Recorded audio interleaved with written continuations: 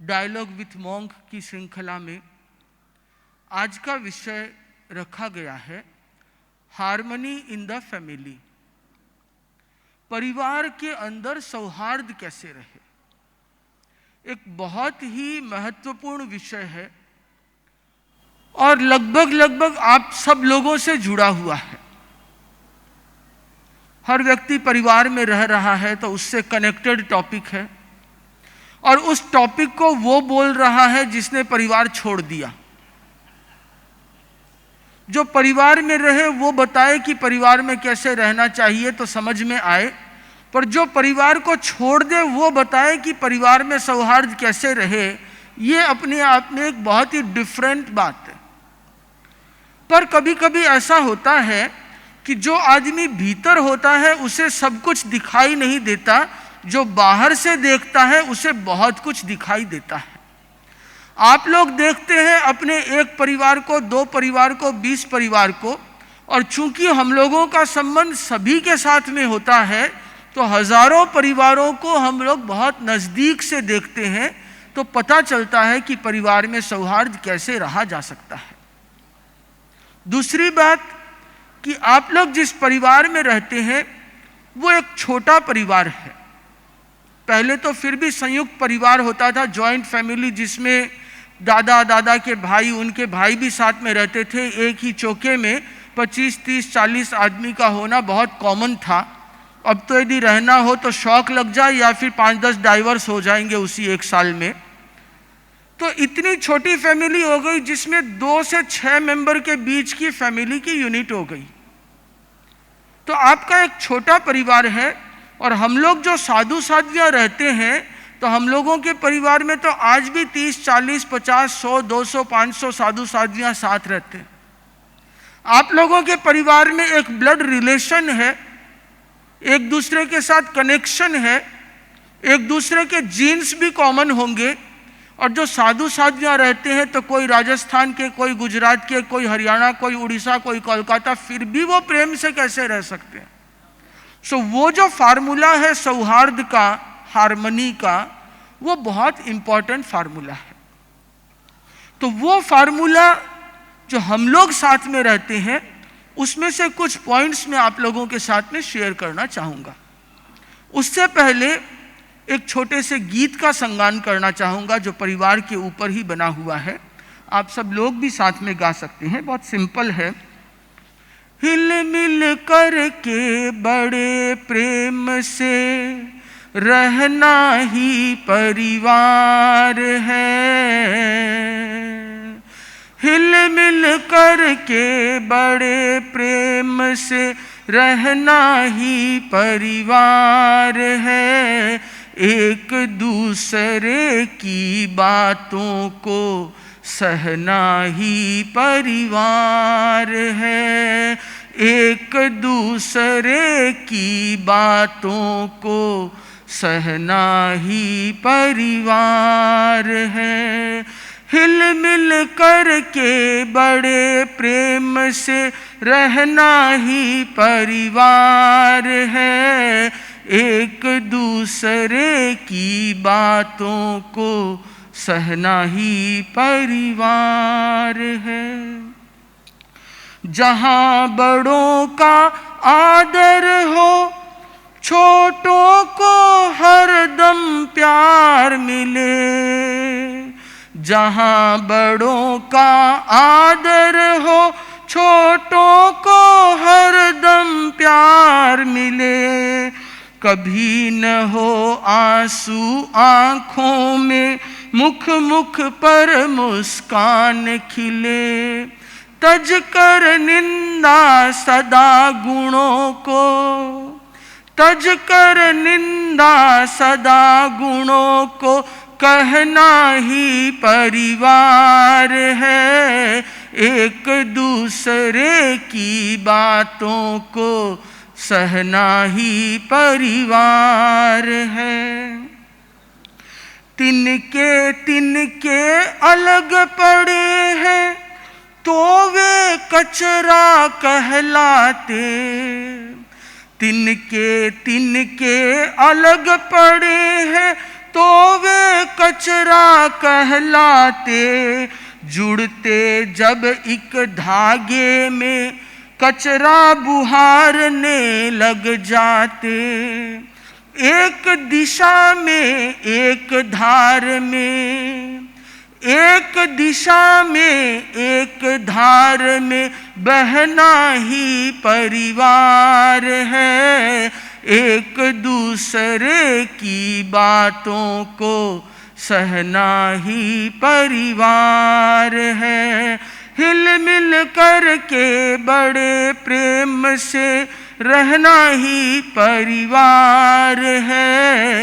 एक दूसरे की बातों को सहना ही परिवार है। मेरा हित सबका हित है, सबके हित को अपना माने। मेरा हित सबका हित है, सबके हित को अपना माने। सुख में दुख में संघर्षों में जुड़े रहे ताने बाने। तुच्छ स्वार्थ की दीवारों का, तुच्छ स्वार्थ की दीवारों का ढहना ही परिवार है। एक दूसरे की बातों को सहना ही परिवार है। हिल मिल कर के बड़े प्रेम से रहना ही परिवार है। एक दूसरे की बातों को सहना ही परिवार है। एक दूसरे की बातों को सहना ही परिवार है। तो जैसा कि गीत में बताया गया, एक दूसरे की बातों को सहना ही परिवार है। हिल मिल करके बड़े प्रेम से रहना ही परिवार है। परिवार वह इकाई होती है जहाँ पे सब व्यक्ति मिल करके एक दूसरे के लिए खड़े होते हैं, एक दूसरे को सहयोग देने के लिए तत्पर होते हैं, वो परिवार होता है। और चूंकि अपना परिवार एक संस्कारी परिवार है, धार्मिक परिवार है, तो जो धार्मिक परिवार होगा, संस्कारी परिवार होगा, उसके परिवार में भी धर्म और संस्कार का महत्व रहना चाहिए। क्योंकि यदि परिवार में धर्म होगा तो परिवार सुखी होगा, और परिवार में यदि धर्म नहीं होगा तो वो परिवार दुखी हो जाएगा। क्यों? क्योंकि धर्म क्या है? हमने अनेक बार चर्चा की, धर्म वह है जहाँ पे शांति है, धर्म वह है जहाँ संयम है, धर्म वह है जहाँ एक दूसरे के प्रति ईर्ष्या, नफरत, घृणा की भावना न हो, किसी दूसरे को दुख न देना दया है, और वह दया की प्रवृत्ति धर्म है। तो ये चीजें तो परिवार में भी होनी चाहिए कि हम हिलमिल करके प्रेम से रहें। तो जहाँ प्रेम से रहना होगा तो वहाँ पे एक दूसरे की बातों को सहना भी होगा। दो व्यक्ति साथ में रहते हैं तो कभी कभी मनमुटाव की स्थिति आ ही जाती है। मनमुटाव न भी हो तो मतभेद की स्थिति आती है, मेरा विचार कुछ है, आपका विचार कुछ है। तो जहाँ पे चार आदमी है, चार दिमाग है, तो वहाँ पे चार तरह के विचार हो सकते हैं, बट वो मतभेद मन भेद में कन्वर्ट न हो, ये सबसे इंपॉर्टेंट। मत अलग अलग हो सकते हैं पर मन सबका एक से दूसरे से जुड़ा हुआ होना चाहिए। तो हम जो साधु साध्वियाँ साथ में रहते हैं, तो हम लोगों के परिवार में एक हायरार्की होती है, एक ग्रुप लीडर होता है और उनके साथ में वो ग्रुप रहता है, और ऐसे अलग अलग ग्रुप्स हैं, और उन सब ग्रुप का संबंध है कि हम सब एक गुरु के शिष्य हैं। तो एक ही परिवार से बिलोंग करते हैं तो सब मेरे गुरु भाई हैं। तो गृहस्थ में तो मेरे एक भाई था, यहाँ पे मेरे 150 पौने 200 भाई हैं, तो मेरा परिवार कितना बड़ा हो गया। और जहाँ पे मुझे ये फीलिंग आ जाए कि सामने वाला मेरा भाई है, तो उसका बुरा तो मैं कर ही नहीं सकता। यदि मेरे मन में भ्रातृत्व है, तो यदि मेरे मन में धर्म है, तो मैं उसका बुरा तो कर ही नहीं सकता। उसका क्या, मैं किसी का भी बुरा नहीं कर सकता, उसका तो करने का सवाल ही नहीं। तो एक दूसरे के सहयोग के लिए हर समय हर साधु साध्वियां तत्पर रहते हैं, तो इससे आपस की बॉन्डिंग बढ़ती है। साधु साध्वियां साथ में रहते हैं तो उनका आपस का प्रेम भी बहुत है। जैसे मैं जिस ग्रुप में मुनि श्री ऋषभ कुमार जी स्वामी के साथ हूं, तो मुझे आज लगभग उनके साथ में 32 साल होने वाले हैं। मुझे आचार्य श्री ने ग्रुप लीडर बना दिया, फिर भी मैं उन्हीं के साथ हूं, क्योंकि हमारा एक परिवार है, ये एक आध्यात्मिक परिवार है। और इस परिवार में भी इतने प्रेम से रहते हैं कि कोई अलग होने का सोचता नहीं है। व्यक्ति का अलग रहना, दो भाइयों का अलग रहना या दो दादाओं की फैमिली अलग हो गई, ये एक व्यवस्था है, इसमें कोई मनमुटाव नहीं है।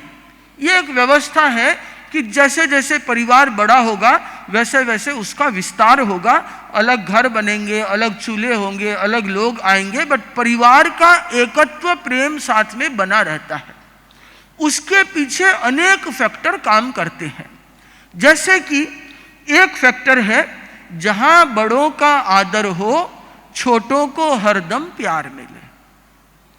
हर परिवार में आप देखेंगे तो इकाई अलग अलग है, एक बड़ा है, दूसरा उससे छोटा है, तीसरा उससे छोटा है। हमारे यहाँ पे एक ग्रुप लीडर होते हैं जो हो सकते हैं कि 60-70 ईयर्स के हों, उनके साथ में दूसरे संत हैं जो 40s में होंगे, तीसरे हैं वो 20s के हैं या यंग हैं। आप लोगों की भाषा में कहूं तो दादा बेटा पोता, 3 जनरेशन तो साथ में रहती है। और तीनों जनरेशन के बीच में अब फर्क ये आ गया कि आजकल जनरेशन गैप बढ़ता जा रहा है। तो इस जनरेशन गैप के बढ़ने में सबसे इंपॉर्टेंट पॉइंट ये है कि छोटे बड़ों का आदर करना भूल जाते हैं। उनको ये लगता है कि ये कुछ जानते ही नहीं है, अब तो पूरा जमाना चेंज हो चुका, ये कुछ नहीं जानते। तो ये कुछ नहीं जानते तो उनका रेस्पेक्ट कम है। बड़ा ये सोचता है कि इसने अभी तक दुनिया देखी नहीं, ये कुछ नहीं जानता, तो वो उसकी नहीं मानेगा, ये इसकी नहीं मानेगा, तो प्रॉब्लम हो जाएगी। दूसरी प्रॉब्लम होगी कि जहां पे बड़ा ये सोचता है कि मेरा जो देखने का तरीका है वो ही सही है, और छोटा ये सोचता है कि मेरा तरीका ही सही है, तो वहां तकलीफ हो जाएगी। अब आज मोबाइल के जमाने में यदि दादाजी जिद करके बैठ जाए कि नहीं घर में तो लैंडलाइन फोन ही चलेगा, तो मेरे ख्याल से ग्रोथ नहीं हो पाएगी, क्योंकि वो नेसेसिटी बन गई, तो नई चीजों को अडॉप्ट करना पड़ेगा। और जो यंग लड़का है वो ये सोच ले कि मुझे तो सब कुछ मॉडर्नाइज करना है, तो पूरे घर को बर्बाद कर देगा।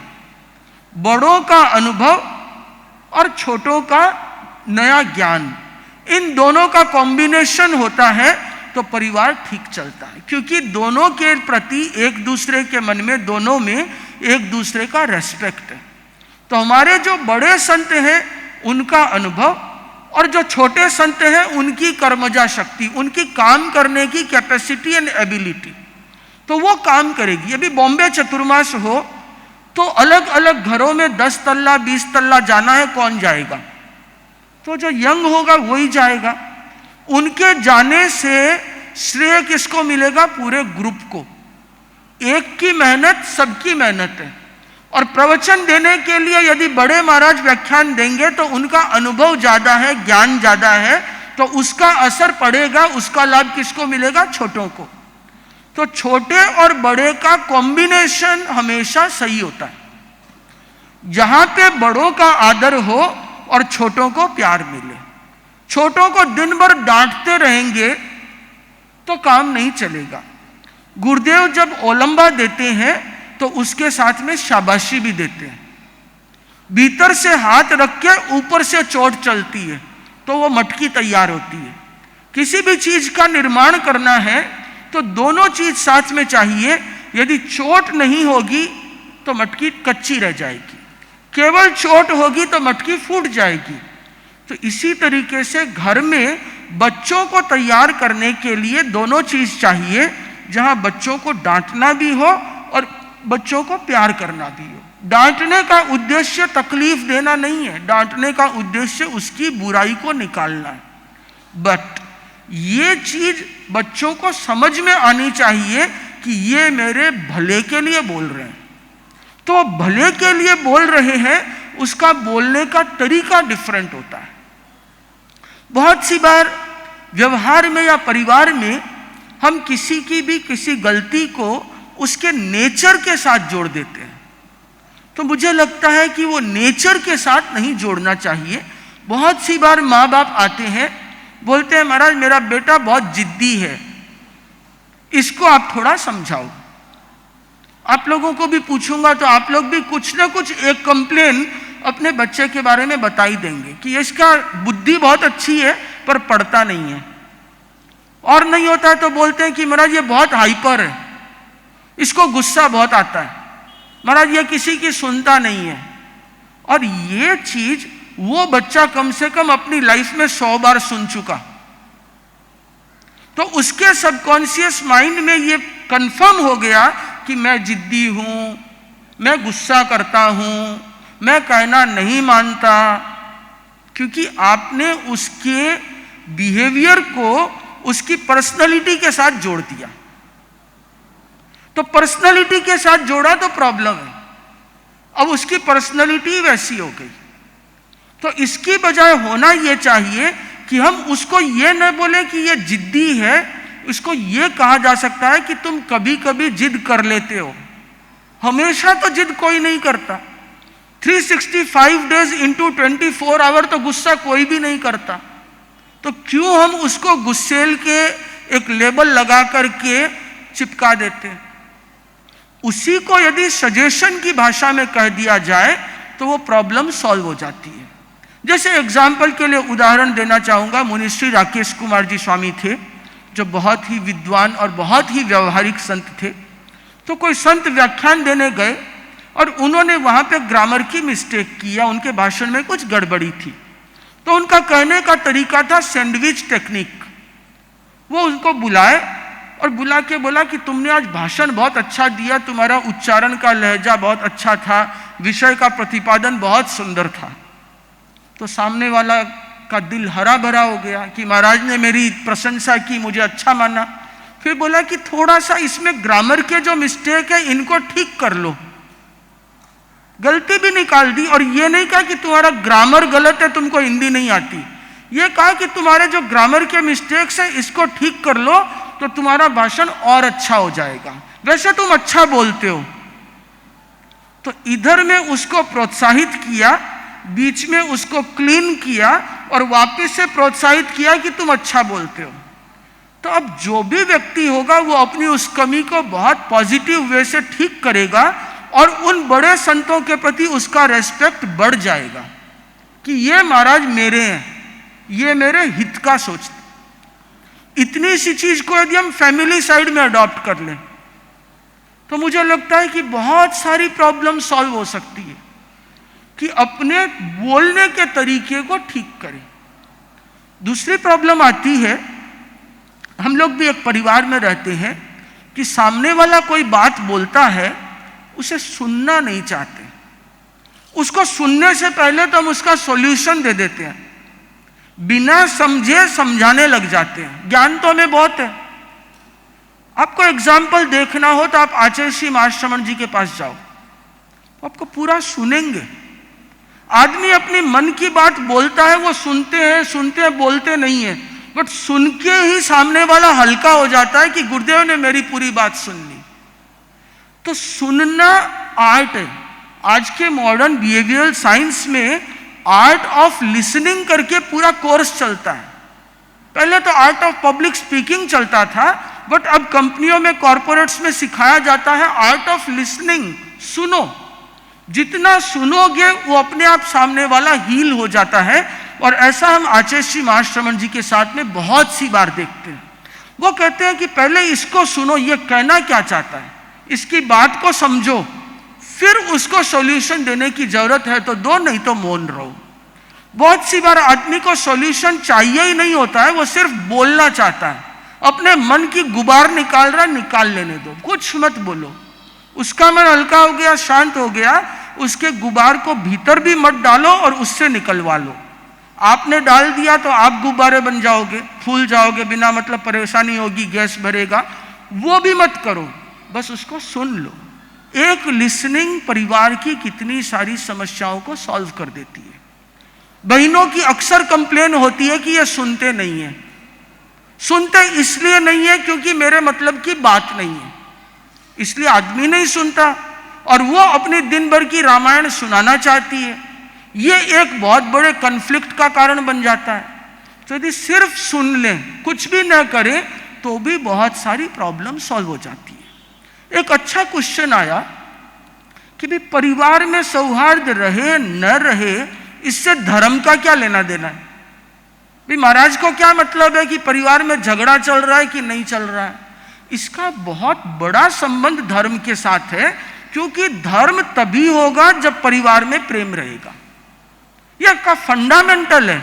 यदि फाउंडेशन वीक है तो धर्म हो नहीं सकता। कैसे बताता हूं आपको। दो भाइयों के बीच में झगड़ा है, तो झगड़ा बढ़ेगा, वो एक दूसरे से लड़ाई झगड़ा करेंगे, कोर्ट कचहरी करेंगे। अब जब कोर्ट में केस जाएगा तो प्रेम रहेगा नहीं, दिन भर उनको झगड़ा करना है, एक दूसरे को नीचे गिराना है, ईर्ष्या रखनी है, वकीलों के साथ में झूठ बोलना है, उसको फंसाना है, उसको नुकसान करवाना है। ये सब क्या है? पाप। इन सब से क्या होगी? आत्मा मलिन होगी, कर्मों का बंधन होगा। तो कर्मों के बंधन को रोकना धर्म का काम है।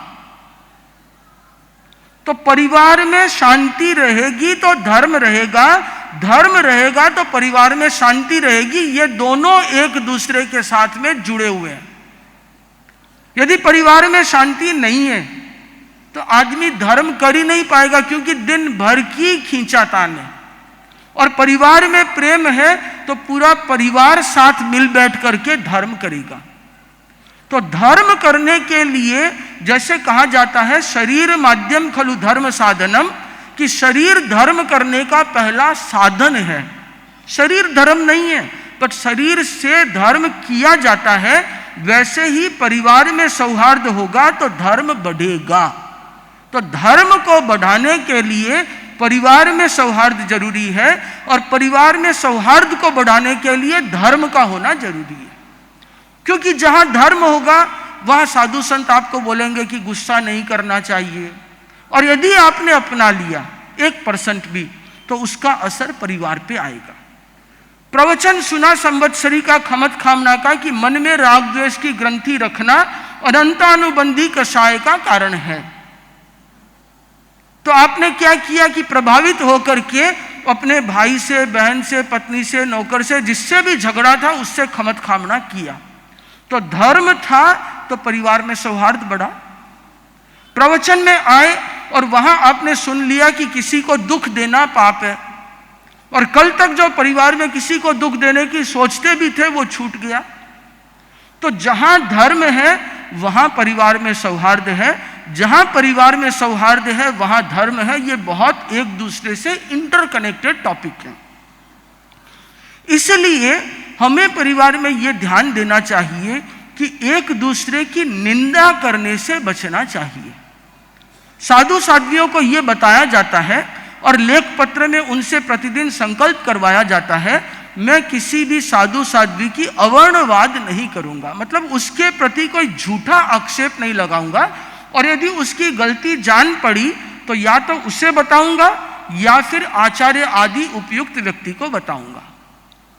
अब देखा जाए तो यह फैमिली इन हार्मनी का कितना बड़ा फंडा है कि आपको यदि किसी की गलती नजर आए तो उसको धीरे से एज अ सजेशन कह दो, न कि परिवार के 4 लोगों की गपशप में या जहां पे पूरे कजिन्स और इन-लॉज इकट्ठे हुए हो उनके बीच में एक ताना मारते हुए बोले तो परिवार टूटता है। और वही उसे ताना मारने की बजाय प्रेम से अकेले को बोल दिया जाए तो परिवार जुड़ता है। एक दूसरे के प्रति जितनी बातें करते हैं, यदि वो नहीं करेंगे तो करेंगे क्या दिन भर, ये समझ में नहीं आता कईयों को। तो गॉसिप जितनी चलती है। बट बंधुओं, एक याद रखो कि दुनिया बहुत छोटी है। छोटी इतनी है कि इतनी बड़ी दिखती है, पर दुनिया में ट्रैवलिंग बहुत फास्ट हो गया। न केवल प्लेन एंड ट्रेन, बट जो टॉक्स होते हैं, गॉसिप्स होते हैं, वो बहुत जल्दी ट्रेवल करते हैं। मैंने किसी संतों के बारे में किसी तीसरे संत को यदि कुछ कहा, तो मान के चलो कि आधे घंटे में, 1 घंटे में या 2 दिन बाद उस दूसरे संत को पता चल ही जाएगा कि मैंने तीसरे को ये कहा। तो मेरा रिलेशन का क्या होगा? पहले तो मैंने मेरा टाइम बर्बाद किया, मैंने पर परिवाद पाप का सेवन किया, तो आपको पाप भी लगेगा। उसके बाद में आपको कर्म तो लगे सो लगे, परिवार के रिलेशन बिगड़े। तो दूसरों की निंदा करना पाप, चुगली करना पाप। 18 पाप के नाम याद है किसी को? रतन जी को तो याद होगा, ही उपासक हैं, बताएं।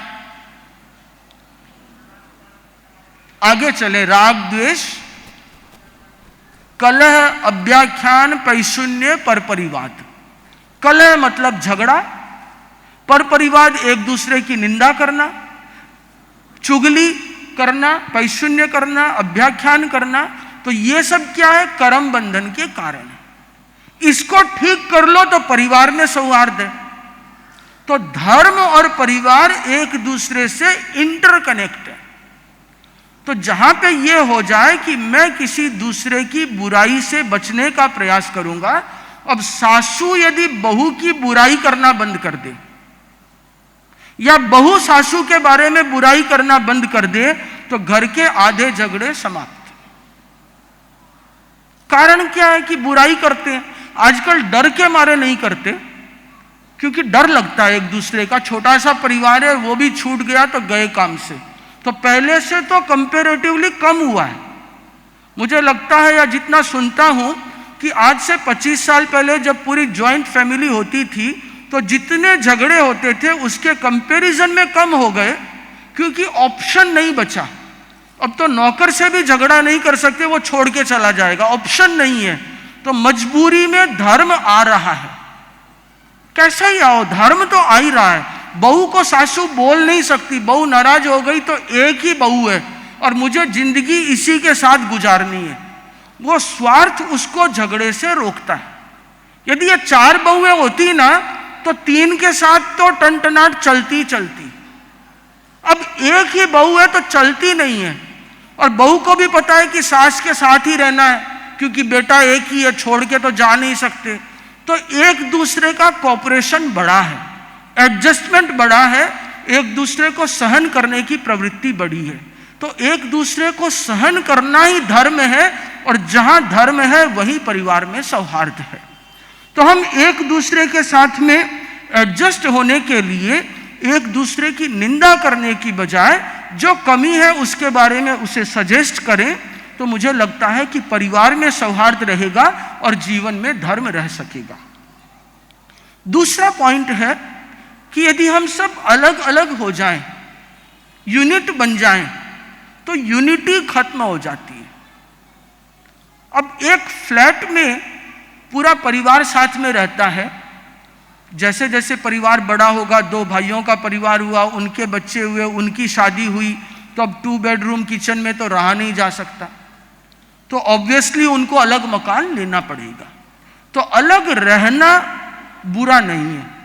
हम लोगों के भी जब साधु साध्वियों के ग्रुप बड़े हो जाते हैं, तो गुरुदेव किसी को ग्रुप लीडर बनाते हैं और एक ग्रुप और बन जाता है, बट दोनों ग्रुप, तीनों ग्रुप का प्रेम साथ में रहता है। जैसे आज भी हम लोग ऋषभ कुमार जी स्वामी के ग्रुप में 6 ग्रुप लीडर हैं, जिनका आहार पानी एक साथ होता है। तो 6 ग्रुप के संत हम सब साथ में ही हैं। तो सब साथ में रहेंगे। 15-16 संतों का एक साथ ग्रुप चलता है, तो ऐसा तो नहीं है कि सब एक जैसे ही होंगे। कोई का नेचर डिफरेंट होगा, कोई कुछ बोलेगा, कोई सुनेगा, बट आपस का प्रेम बना रहना चाहिए, उसका भी एक अलग आनंद है। तो जहां एक दूसरे के प्रति सौहार्द के भाव होंगे, तिनके तिनके यदि अलग पड़े हैं, तो हर तिनका अपने आप में कचरा है। और उन्हीं सब तिनकों को यदि बांध दिया जाए एक डोरी से, तो वो बन जाती है झाड़ू। जब झाड़ू से एक तिनका अलग होता है तो क्या बोलते हैं? कचरा। और वही जब सारे तिनके इकट्ठे हो जाते हैं तो घोंसला बन जाता है। वही तो घर होता है जहाँ सारे तिनके एक साथ हो। वही तो झाड़ू होती है जो कचरे को बुहारती है, जहाँ सारे तिनके साथ हो। बट जब वो सारे तिनके एक ही डायरेक्शन में एक साथ में बहते हैं तो वो परिवार होता है, कचरा निकालता है। प्रॉब्लम्स को दूर करना है तो सबको साथ में मिलकर के काम करना होगा। हम लोगों के यदि आहार ज्यादा हो गया, सपोज एक संत गोचरी गया और किसी के गोचरी जाने से उसने 10 फलके डाल दिए, 10 रोटी डाल दी, खाएगा कौन? तो अब 10 रोटी ज्यादा आ गई तो एक साधु तो 10 रोटी खा नहीं सकता। तो हम लोग 10 संत हैं तो बोलेंगे सबको एक एक दे दो, तो एक एक रोटी तो कोई भी ज्यादा खा सकता है। तो एक एक खाया, सबका काम हो गया और किसी पे मेहनत भी नहीं पड़ी। तो जहां पे ज्वाइंट फैमिली साथ में रहती है तो एक भाई बिजनेस देख लेता है, एक अकाउंट्स देख लेता है, एक घर परिवार की सिचुएशन देख लेता है, एक फ्री रहता है जो सोसाइटी में समाज में भी काम कर लेता है। तो कभी इस रोटेशन में उसका नंबर आ गया, कभी उसका नंबर आ गया, कोऑपरेशन मिलता है।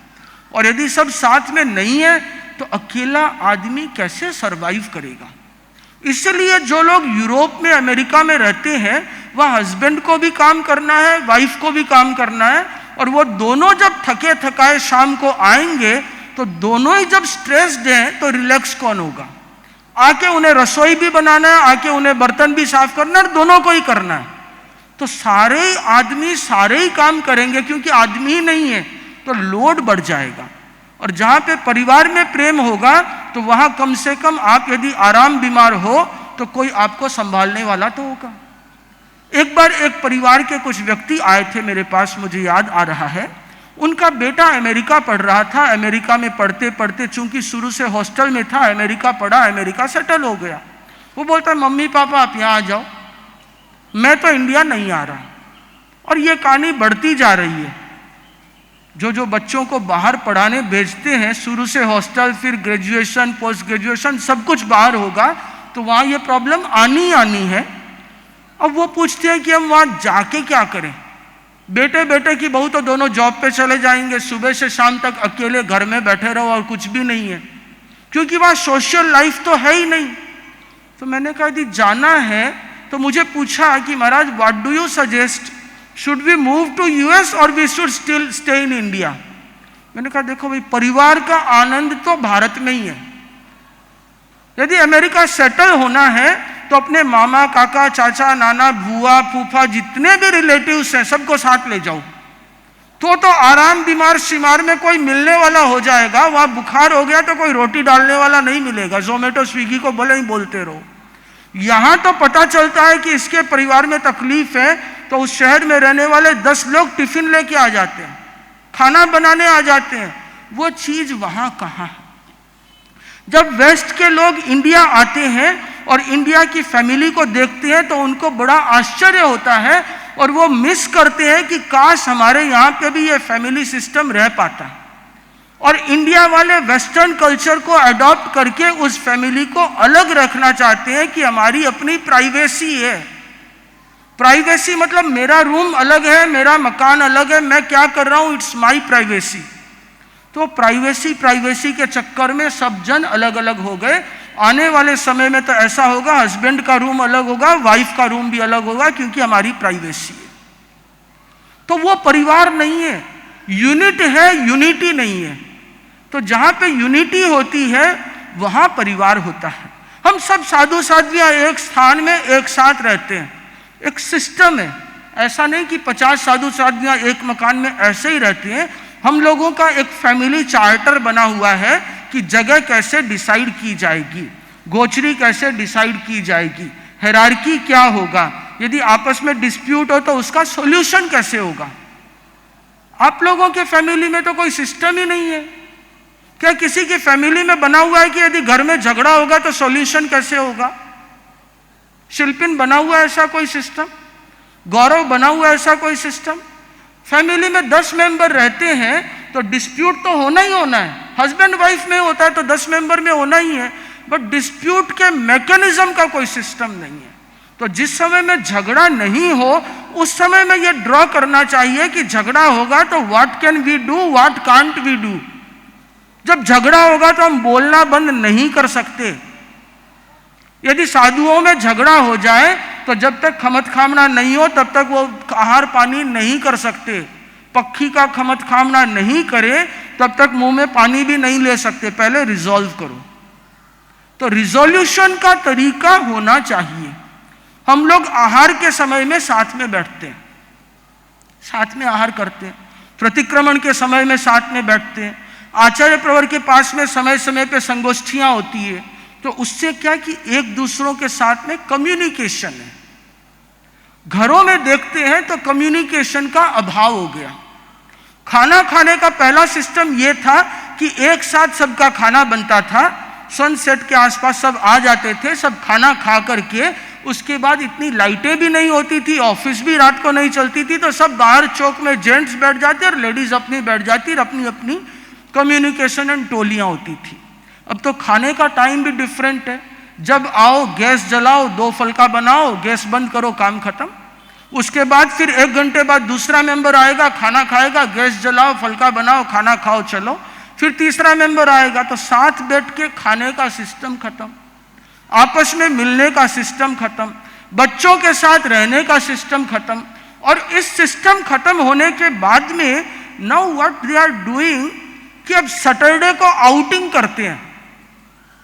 हर शनिवार की शाम को बाहर जाएंगे, घर में खाना नहीं बनाएंगे। क्यों? फैमिली गेट टुगेदर, बच्चों के साथ समय बिताने के लिए। एम आई राइट? सैटरडे की शाम हो गई ना, पहले संडे की शाम होती थी, आजकल सैटरडे की शाम है ताकि संडे को लेट उठ सके। संडे को यदि लेट करेंगे तो मंडे को लेट उठ नहीं सकते, स्कूल भी जाना है और ऑफिस भी जानी है, तो सैटरडे नाइट हो गई। तो कितनी मजे की बात है कि प्रॉब्लम तो है फैमिली इश्यू और जा रहे हैं घर छोड़ के, इसलिए कि 5 दिन हम साथ नहीं रह सकते तो एक टाइम तो साथ रहो। So it is a 1 day week family. सप्ताह में 1 दिन परिवार है, 5 दिन तुम तुम्हारे, हम हमारे, यही सिस्टम है। बच्चों के साथ में बाप खाना नहीं खाता। पुराने जमाने में तो एक थाली में बैठ के खाना खाते थे, तो खाना खाते तो खाना ही नहीं खाते थे, उसके साथ में 10 चीजें और शेयर हो जाती थी। तो अब तो वो पूरा सिस्टम टूट गया। और यदि डाइनिंग पे सैटरडे को चले भी गए तो वहां सब टेबल पे अपने अपने मोबाइल में बिजी हैं, तो फैमिली गेट टुगेदर हुआ कहां? अभी कई परिवारों ने एक सिस्टम बना दिया कि शाम को खाना साथ में खाना है और अपना मोबाइल मम्मी के रूम में रख के आओ, पास में रख ही नहीं सकते खाने के समय। खाने के समय में सिर्फ परिवार का समय है, ऐसे अनेक परिवारों में शुरू हुआ है। तो ऐसे यदि चीजें होती है तो आपस का सौहार्द बढ़ता है, सौहार्द बढ़ेगा तो आपस में प्रेम से रहेंगे, झगड़ा कम होगा, झगड़ा कम होगा तो सारी चीजें ठीक होगी। गुरुदेव तुलसी फरमाते थे कि शाम के समय में परिवार को अरहत वंदना साथ में करनी चाहिए। 10 मिनट लगता है, 10 मिनट सब परिवार वाले एक साथ बैठे, बैठ करके हमने एक भावभीनी वंदना, अरहत वंदना का संगान किया। उसके बाद में 5 मिनट फैमिली से रिलेटेड कोई भी इश्यू डिस्कस करना है तो किया, दैट्स ऑल। उसके बाद अपने अपने जाओ। तो परिवार में कम्युनिकेशन बना रहेगा। मुझे याद है जब हम छोटे थे तो संसार पक्ष से मम्मी हर संडे को पूरी फैमिली को एक साथ सामायिक कराती थी। नियम था, जितने भाई बहन हैं, 6 बहन 2 भाई, 8 लोगों की फैमिली थी, तो सब जन मम्मी के पास एक साथ बैठते, जितने भी भाई बहन घर पे हो, और सबको सामायिक करना जरूरी है। तब 1 घंटा परिवार का गेट टुगेदर है और जिसमें वो उन्हें धर्म के बारे में, गुरु के बारे में, कर्म के बारे में, अच्छे संस्कारों के बारे में बताते हैं। तो परिवार में सौहार्द तो अपने आप बढ़ जाता है। तो परिवार यदि साथ में बैठेगा तो वो दूसरे के हित को अपना हित मानेगा, अपने हित में सबका हित मानेगा। मेरा प्रॉफिट नहीं, मेरे प्रॉफिट में सबका प्रॉफिट है, सबके प्रॉफिट में ही मेरा प्रॉफिट है। तो फैमिली की बॉन्डिंग स्ट्रांग होगी। तो जहां जनरेशन गैप है वहां एक जनरेशन को दूसरी जनरेशन को समझने की कोशिश करनी चाहिए। छोटा बड़े को समझे, बड़ा छोटे को समझे, एक दूसरे को समझेंगे तो परिवार बढ़ेगा। छोटा बड़े को सुने, बड़ा छोटे को सुने तो परिवार बढ़ेगा। प्रॉब्लम ये होती है कि मैं ही सब कुछ हूं, मैंने जो बोला वही ठीक है, मेरे से ज्यादा ज्ञानी कोई नहीं है। बच्चा समझता है कि सारा नॉलेज तो मुझे ही है, पापा तो कुछ जानते ही नहीं है, ही don't know even about chat GPT. और बाप देखता है कि ये मोबाइल से केवल ज्ञान ले रहा है, इसको अनुभव क्या है। तो दोनों को एक दूसरे का रेस्पेक्ट करते हुए एक दूसरे को समझना होगा, क्योंकि दोनों की साइकोलॉजी डिफरेंट है। पहले जो एक जनरेशन 30 साल बाद चेंज होती थी, वो जनरेशन आज 10 साल में ही चेंज हो रही है। मतलब आपका जो पोता है वो आपसे 2 जनरेशन आगे नहीं है, वो आपसे 4 जनरेशन आगे हो गया। वो 1 सेकेंड में आपको सारी चीज बता सकता है, जिसको सोचने के लिए आपको टाइम लगता है। Lot of information, education system पूरा बदल गया, उनके बिहेवियर का सिस्टम बदल गया। तो उन सारे सिचुएशन में यदि आपस में एक दूसरे के प्रति रेस्पेक्ट रहेगा, रेस्पेक्ट का अर्थ ये नहीं है कि बड़ा छोटे को कहने का अधिकार भूल जाए। कन्हैयालाल जी पटावरी कई बार कहा करते हैं कि ये जिस दिन बाप अपने बेटे को थप्पड़ मारने का अधिकार खो देता है, उस दिन वो बाप नहीं रहता। इतनी गंभीर बात है कि बाप को वो हक है, क्योंकि बाप ने उसको बनाया है। यदि मेरे ग्रुप लीडर मुझे डांट ही नहीं सकते तो मैं उच्छृंखल हो जाऊंगा। तो मुझे हक है कि मैं मेरे से छोटे संतों को गलती पे डांट सकता हूं। मेरी गलती पे मेरे से बड़े संत मुझे डांट सकते हैं, वो ओलंबा दे सकते हैं, और वो जब ओलंबा देंगे तो मेरा कर्तव्य है तहत गलती हुई ध्यान रखने का भाव है। मैं ये नहीं कह सकता कि मेरी कोई गलती नहीं है, आप मुझे क्यों कह रहे हो। तो ये विनम्रता के संस्कार डे 1 से सिखाए जाते हैं कि बड़े संत बिना गलती भी कहे तो बोलो कि तहत ध्यान रखने का भाव है। हो सकता है कि आधे घंटे बाद उनको जाके बता देना कि मुनिश्री ऐसी बात नहीं थी, बात ऐसी थी, आपको शायद ऐसे ध्यान में आया होगा, हो सकता है मेरी गलती हो, फिर भी मैं आगे से ध्यान रखता हूं, मेरे ध्यान में तो मेरी नहीं है, फिर भी हो सकता है मेरी हो। आग्रह भी नहीं कि मैं जो सोचता हूं वो ही सही है। इस सेम चीज को आप अपनी फैमिली में अडॉप्ट करके देखो। अभी लोगों ने क्या कर लिया कि बेटा क्या कर रहा है मैं उसे कुछ नहीं कह सकता। वो शाम को यदि ड्रिंक करके भी आ रहा है तो बाप की हिम्मत नहीं है उसे बोल दे कि बेटा तू पिया कैसे। बच्चे अब नहीं मानते महाराज, क्या कर सकते हैं, कुछ ज्यादा बोलो तो फिर घर से अलग हो जाएंगे। तो जिस दिन बाप मजबूर हो जाता है तो कन्हैयालाल जी कहते हैं उस दिन वो बाप नहीं रहता। फिर तो ठीक है, दोनों एक होटल में एक तरीके से साथ में रह रहे हैं। तो परिवार का अर्थ ये होता है कि एक दूसरे को हम कह भी सकें और एक दूसरे को सह भी सकें। आचार्य श्री फरमाते हैं कि सहना चाहिए, शांति से कहना चाहिए और साथ में रहना चाहिए। एक दूसरे को सहना चाहिए, मौके पे कहना चाहिए और शांति से रहना चाहिए। तो ये जब एक दूसरे के साथ जुड़ा होता है तो वो परिवार परिवार होता है। पर जिस दिन कोई प्रॉब्लम हो उस दिन नहीं कह सकते। वो जब गोष्ठी है फैमिली की, उस समय में ये डिस्कस होना चाहिए और बच्चों को डे 1 से ये संस्कार दिए जाएं कि ऐसी सिचुएशन होती है, then it is only a family. तो उस समय में वो चीज़ ठीक होती है। जैसे हम हमारे छोटे संतों को संस्कार देते हैं, हमें हमारे बड़े संतों ने संस्कार दिया, जनरेशन टू जनरेशन इसी तरीके से ये संस्कार पास ऑन होने चाहिए। यदि हम सिर्फ पैसा आगे की पीढ़ी को दें और संस्कार नहीं दें तो आधी अधूरी विरासत छोड़ेंगे। तो संस्कार भी यदि साथ साथ में इम्पार्ट करते जाएं तो हमारी फैमिली एक अच्छी फैमिली हो सकेगी। तो चूंकि फैमिली बहुत बड़ी होती है और ख़ास तौर से इंडिया की फैमिली तो और बड़ी होती है, केवल फ्लैट में रहने वाले फैमिली मेंबर नहीं होते, यहाँ तो मामा भी होता है, मासी भी होती है, बुआ भी होती है, चाचा भी होते हैं, बड़े पापा भी होते हैं, नाना होते हैं, दादा होते हैं, उनके भाई की फैमिली भी होती है, फिर उतने ही परिवार ससुराल वाले होते हैं। तो एक फैमिली में मिनिमम 50 से 100 मेंबर होते हैं। ये वेस्ट वाली फैमिली नहीं है कि मम्मी पापा से भी मतलब नहीं है या माँ बाप हैं तो हैं, मामा मासी तो है ही नहीं क्योंकि सभी के एक ही बच्चे हैं।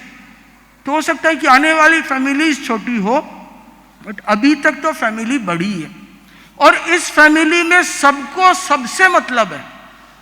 मुझे मेरी फैमिली से नहीं, मेरे मामा के बेटे की बहन ने क्या किया उससे भी मतलब है, उसने क्या किया इसके डिस्कशन मासी के बेटे के साथ करना है। तो ये सब जो चीजें होती है तो वो फैमिली में कॉम्प्लेक्स पैदा करती है। तो हमें कहा जाता है कि कहीं कोई डिस्कशन है तो आपस में एक दूसरे से करो या फिर जो ग्रुप लीडर है उसको बताओ। तो उन्हीं चीजों को फैमिली में अडॉप्ट किया जाए तो पैशून्य पर परिवाद अभ्याख्यान के पाप से बच जाएंगे, परिवार में धर्म टिकेगा, और धर्म टिकेगा तो परिवार में सौहार्द होगा, परिवार में सौहार्द होगा तो धर्म, धर्म है तो परिवार में सौहार्द। ये एक लंबा टॉपिक है, हो सकता है इस पे मैं एक दो डायलॉग और भी ले लूं, इतने पॉइंट्स हो सकते हैं, बट नटशेल में मैंने इस पे डिस्कस किया। और अगेन इस पे मैंने कुछ सालों पहले भी 3 टॉपिक लिए थे, जिसका टॉपिक था परिवार में सुखी परिवार कैसे हो, दूसरा टॉपिक था पेरेंटिंग मतलब बच्चों के साथ में बिहेवियर कैसा हो, और तीसरा था वृद्ध जनों के साथ कैसे रहें मतलब एल्डर्स के साथ कैसे रहें। तो तीनों लिंक के साथ मैं ऑलरेडी बोल चुका हूं, उन्हीं सबको समराइज करते हुए आज का डिस्कशन किया। तो अब वापस उस गीत की 2 लाइनों के साथ मैं मेरे वक्तव्य को विराम देना चाहूँगा। हिल मिल कर के बड़े प्रेम से रहना ही परिवार है, एक दूसरे की बातों को सहना ही परिवार है, एक दूसरे की बातों को सहना ही परिवार है, हिल मिल कर के बड़े प्रेम से। किसी की कोई जिज्ञासा हो तो पूछ सकते हैं। मुनि श्री, आपने अभी फरमाया था कि आपस में मतभेद होना चाहिए लेकिन मनभेद होना नहीं चाहिए, लेकिन हम अक्सर देखते हैं कि परिवार में या दोस्तों के बीच कोई चीज़ मतभेद से चालू होती है लेकिन बढ़ते बढ़ते वो कब मनभेद में बदल जाती है, आपस में कलह पैदा हो जाता है, मनमुटाव हो जाता है। तो उससे बचने के लिए क्या करना चाहिए? मतभेद होना नहीं चाहिए, मतभेद हो सकता है। पहला तो ये करेक्शन, होना चाहिए तो कंपल्सन है। मतभेद हो सकता है क्योंकि सबके मत अलग हैं। वो मनभेद में कन्वर्ट क्यों नहीं हो, इसके पीछे का सॉल्यूशन है अनेकांत। कि जैसे जितना देखने का नजरिया मेरा सही है वैसे ही दूसरे के सोचने का अपना एंगल है। एग्जाम्पल कि मैं सोच रहा हूं कि ये काम ऐसे होना चाहिए, और मेरे से जो बड़े संत हैं जो 70s या 80s के हैं उनका सोचना है कि ऐसा नहीं हो, ये ठीक नहीं है।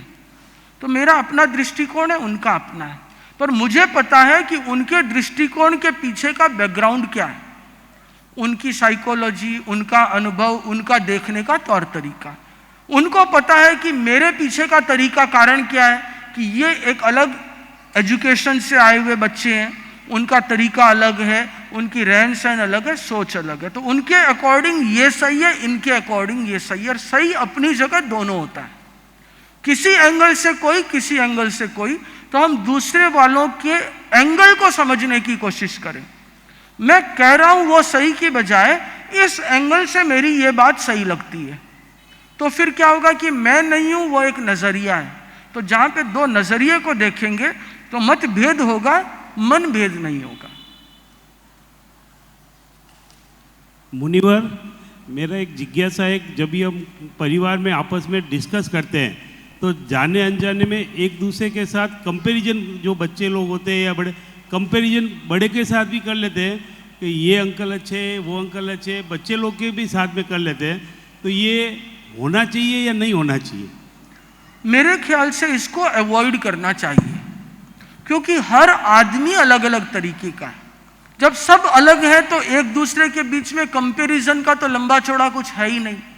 और वो कंपैरिजन हर चीज से शुरू होता है। उसकी बुआ ही उसे सिखाती है, बोले सबसे अच्छी बुआ कौन सी है, बोलो मैं ही हूं। तो मतलब बाकी सब क्या है? सबसे अच्छे अंकल कौन है? जो चॉकलेट देते हैं। तो वो सबसे अच्छा है, तो बाकी क्या है? तो ये कंपैरिजन नहीं हो। और दूसरा, खास तौर से बच्चों का कंपैरिजन तो बिल्कुल ही ना करें। हम हमेशा बच्चों का कंपैरिजन किसी दूसरे बच्चे के साथ करते हैं, चाहे वो उसका दोस्त हो, या आपके दोस्त का बेटा हो, या आपके भाई का बेटा हो या आपकी मासी का बेटा हो, देख वो इतना होशियार हो गया, तू यही है, वो इतना पढ़ लेता है, तेरे मार्क्स नहीं आए, वो सब कुछ करता है, तू घर पे। एक कंपैरिजन हमेशा करते हैं। और वो मुझे एक चुटकुला याद आ गया। एक बाप ने अपने बच्चे से कहा कि बेटा, जब जवाहरलाल नेहरू तेरी उम्र में पढ़ते थे ना तो अपने क्लास में फर्स्ट आए थे। तो बेटे ने कहा, पापा जब वो आपकी उम्र के थे तो प्रधानमंत्री बन गए थे। कंपैरिजन क्या है? नेहरू जी का कंपैरिजन आप बच्चे के साथ कर रहे हो, बच्चा वो नेहरू जी का कंपैरिजन बाप के साथ कर रहा है। बोले कहाँ वो रह गए, कहाँ आप रह गए। So no comparison. उनका बैकग्राउंड अलग है, इसका बैकग्राउंड अलग है, उसकी साइकोलॉजी अलग है, इसकी साइकोलॉजी अलग है, उसके दिमाग की क्षमता अलग है, इसके दिमाग की क्षमता अलग है। कोई अच्छा मैथमेटिशियन हो सकता है, कोई अच्छा आर्टिस्ट हो सकता है। तो कंपैरिजन नहीं है। तो कंपेयर न करके जिसकी जो पोटेंसी है उसको केवल पुश करें कि इसका ये काम बहुत अच्छा है, उसमें बढ़ो, तो मुझे लगता है कि ज़्यादा डेवलप कर पाएगा। मथुरवंदा में एक प्रश्न है कि ये सब बातें जो आप कह रहे हैं ये हमें कभी मतलब पता भी है या बहुत सारी बातें हम सुनते हैं, बट हमेशा हम इस बातों को अप्लाई करने में हिचक होती है या हम अप्लाई नहीं कर पाते हैं। तो वो क्यों होता है? और इन चीज़ों को अप्लाई करने का कोई मैनुअल है कि पहले ये करना चाहिए, फिर स्टेप 2, स्टेप 3, स्टेप 4, किस तरह इन चीज़ों को अप्लाई किया जाए? क्योंकि बातें तो बहुत सुनी है और बाहर भी बहुत मतलब पढ़ते हैं, कहीं ये बातें परिवार के बारे में अक्सर बातें की जाती है हर जगह पे, बट एप्लीकेशन में हम सब फेल हैं। तो वो फेलियर का कारण क्या और उसको किस तरह मतलब सक्सेस में लाया जाए? राइट। ऐसा है कि नॉलेज एंड इंफॉर्मेशन तो आज दुनिया में भरी है और कुछ नहीं है तो गूगल, यूट्यूब, चैट जीपीटी अपने आप में इतने हैं कि लिख दीजिए हार्मनी इन फैमिली, 50 पॉइंट आ जाएंगे। सो सही है। और जानते भी हैं सब कि चुगली नहीं करनी चाहिए, निंदा नहीं करनी चाहिए, दिल बड़ा रखना चाहिए, सहना चाहिए, बट असर नहीं होता। तो वापस क्यों बोल रहे हैं? इसका सबसे बड़ा रीज़न ये है कि जितना बार बार सुनेंगे तो कोई एक चीज़ दिमाग पे स्ट्राइक कर जाएगी। तो एक चीज़ भी यदि ठीक होती गई हर बार, एक एक चीज़, एक एक चीज़, एक एक चीज़, तो बहुत सारी चीज़ें ठीक हो सकती है। नंबर 1। तो जहाँ पे भी इस तरीके के वर्कशॉप या लेक्चर्स हैं उनको अटेंड करते रहो। नंबर 2, फैमिली के साथ बैठ के इनको सुनो। तो हो सकता है कि फैमिली के डिस्कशन में कोई एक पॉइंट आएगा, बोलेगा यार ये बात तो ठीक है, अपने कर सकते हैं, अच्छा ठीक है, शाम को खाना तो साथ खा सकते हैं। कोई बोलेगा कि अच्छा ये कर सकते हैं कि शाम को अपने अरतवन्ना साथ करेंगे। कोई बोलेगा अच्छा ये कर लेते हैं कि अपने कम से कम एक रूल्स बना लेते हैं। तो ऐसी कोई भी चीज़ें हो सकती है जो फैमिली साथ में बैठेगी। संवाद सबसे इम्पॉर्टेंट है, जहाँ साथ में बैठें और वो ये देखें कि मेरा परिवार कहाँ है और एक आइडियल फैमिली के क्या क्या कैरेक्टरिस्टिक हो सकते हैं। खुद की फैमिली का खुद ड्रॉ कर लो कि ये चीज़ें एक आइडियल फैमिली में होनी चाहिए। सब जन अपने अपने पॉइंट्स दो। उसमें भी ऐसा नहीं हो कि पार्शियलिटी हो, मैं ये पॉइंट डलवा दूं ताकि सासू का ये कट जाए, सास सोचे ये डलवा दूं कि बहू रोज प्रणाम करे आकर के तो फैमिली अच्छी होगी, वो नहीं, सिर्फ परिवार के लिए न्यूट्रल। तो मुझे लगता है कि वो चार्टर ड्रॉ करने के बाद उसको 1 वीक के लिए अप्लाई किया जाए, लॉन्ग नहीं, 1 सप्ताह हम इसको फॉलो करेंगे। 1 सप्ताह बाद में रिव्यू मीटिंग होगी, उस रिव्यू के बाद में 1 महीना फॉलो करेंगे, फिर अगेन रिव्यू होगी और every month there will be a review meeting. जहाँ लगा चेंज करना है चेंज किया। आचार्य श्री हम लोगों के लिए बहुत सी बार रूल्स बनाते हैं तो सभी संतों को बुलाते हैं, बुला करके सबसे डिस्कस करते हैं, सबकी ओपिनियन लेते हैं और उसके बाद में एक रूल फिक्स कर देते हैं। और कभी कभी ऐसा कोई मेजर शिफ्ट होता है रूल में तो आचार्य श्री तो बहुत ही ज्ञानी है, उनको पता है व्यक्ति का स्वभाव कैसा होता है, तो बोलते हैं एक बार तुम लोग 7 दिन करके देखो। तो अब 7 दिन के लिए तो कोई अपोज नहीं करेगा कि नहीं गुरुदेव हो नहीं सकता। बोलते हैं अच्छा ठीक है 7 दिन तो कैसे ही कर लेंगे। और जब 7 दिन कर लिया तो प्लस माइनस पता चल गया, या तो गुरुदेव बोलेंगे ठीक है इसको कैंसिल, या बोलेंगे कि देखो 7 दिन में कोई प्रॉब्लम नहीं आई, इसे एक बार चालू रखते हैं। तो इस तरीके से कुछ चार्टर को टाइम बिंग अडॉप्ट कर सकते हैं, फिर उसको कंटिन्यू कर सकते हैं, तो शायद सॉल्यूशन निकल जाए। लास्ट क्वेश्चन मथेन वंदा में तो मेरा ये सवाल है, आपने एक सजेशन दिया था कि रेजोल्यूशन का मेथड बना लीजिए, डिस्प्यूट अगर हो जाते हैं, कॉन्फ्लिक्ट्स होते हैं जो कि अवॉइड नहीं हो सकते, बहुत बार होते ही है, तो उस रूल को बनाने का, मेथोडोलॉजी को बनाने का क्या सही समय है और किन चीज़ों का ध्यान रखना चाहिए उसमें? उसका सही समय वो है जिस समय में कन्फ्लिक्ट नहीं हो। जैसे हम लोग गए थे दिलीप जी बैद की फैक्ट्री में जयपुर, तो उन्होंने बताया कि उनकी बहुत सारी फैक्ट्रीज पार्टनरशिप में है, और पार्टनरशिप भी मोस्टली फैमिली मेंबर्स के साथ है। आदमी डरता है फैमिली मेंबर्स के साथ बिजनेस करने में, क्योंकि झगड़ा होता है तो या तो व्यापार जाता है या परिवार जाता है, दो में से एक चीज़ तो जाती है। बट उन्होंने बहुत स्मार्टली एक अच्छी चीज़ की जो बताया था मुझे, कि उन्होंने कहा कि हम एंट्री करने से पहले एग्जिट प्लान डिसाइड करते हैं कि जब अलग होंगे तब कैसे होंगे। So what will be our exit plan, वो पहले डिसाइड करो, फिर बिजनेस साथ में शुरू होगा। तो कन्फ्लिक्ट रिजोल्यूशन कन्फ्लिक्ट में कभी नहीं हो सकता। जब प्रेम से है तब बनाना चाहिए कि यदि कन्फ्लिक्ट होगा, इफ नहीं हो, बट यदि हो जाए तो उसमें ये काम हमें करना है, ये नहीं करना है। जैसे बहुत से परिवार ने बना रखा है कि यदि आपस में झगड़ा भी हो जाए पर एक दूसरे से बोलना बंद नहीं कर सकते, यदि झगड़ा भी हो जाए पर खाना साथ में ही खाना होगा। इट मीन्स कि उनको 4 बार तो मिलना ही पड़ेगा। तो यदि साथ में मिलेंगे तो कहीं ना कहीं तो वो बर्फ पिघलेगी पिघलेगी। तो ऐसे चार्टर सारे जिस समय में कन्फ्लिक्ट नहीं हो तब बना देना चाहिए, तो प्रॉब्लम सॉल्व हो जाती है। ठीक है। ओम अर्हं। चत्तारि शरणं प्रव्रजामि, अरहन्ते शरणं प्रव्रजामि, सिद्धे शरणं प्रव्रजामि, साहु शरणं प्रव्रजामि, केवलीपन्नतम धम्मं शरणं प्रव्रजामि, विघ्नहरण मंगलकरण स्वामी विष्णु नाम, गुणोलोक सुमिरन किया सर अचिंत्या का।